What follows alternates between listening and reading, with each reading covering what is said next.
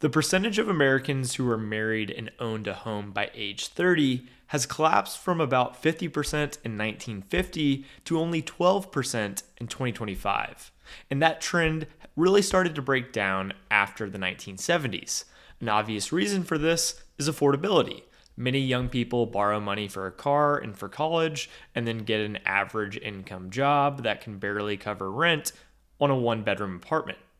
More often, they end up with roommates or living with their parents, and even then, they cannot save much for the future.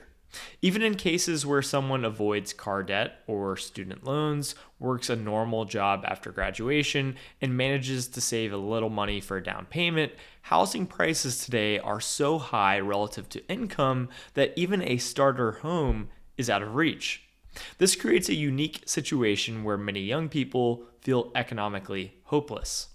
In my opinion, a critical piece of the solution is Bitcoin.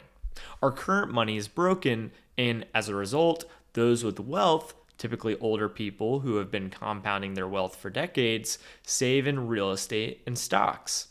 After 50 years of monetary debasement, those assets now carry a massive embedded monetary premium, since everyone knows you cannot hold dollars long term. Instead, they store value in real estate and stocks without thinking about the potentially high current valuation because they're confident that if the markets dip, the Federal Reserve or the US government will step in. This monetary premium makes real estate especially unaffordable for younger people relative to median annual incomes.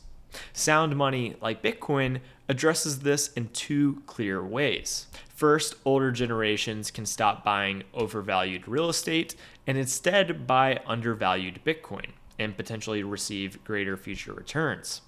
This gradually pulls the monetary premium out of real estate and makes homes more affordable in real terms. Second, younger generations can save directly in Bitcoin instead of funneling their savings into stocks and real estate, which only drives those prices higher. Together, these two forces steadily reduce the real price of real estate while driving up the real price of Bitcoin.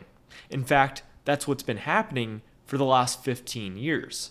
Real estate is collapsing when measured in Bitcoin, as the market increasingly recognizes that real estate and stocks are inflated by a monetary premium while Bitcoin is not. Real estate and stocks may go sideways in dollar terms for years, but will continue to collapse in Bitcoin terms. This shift is good for anyone that owns Bitcoin, and Bitcoin is open to everyone all over the world. Most importantly, it is good for the next generation in America and around the world who will once again be able to afford a place to live and start a family. Thanks for watching, everyone, and see you next time.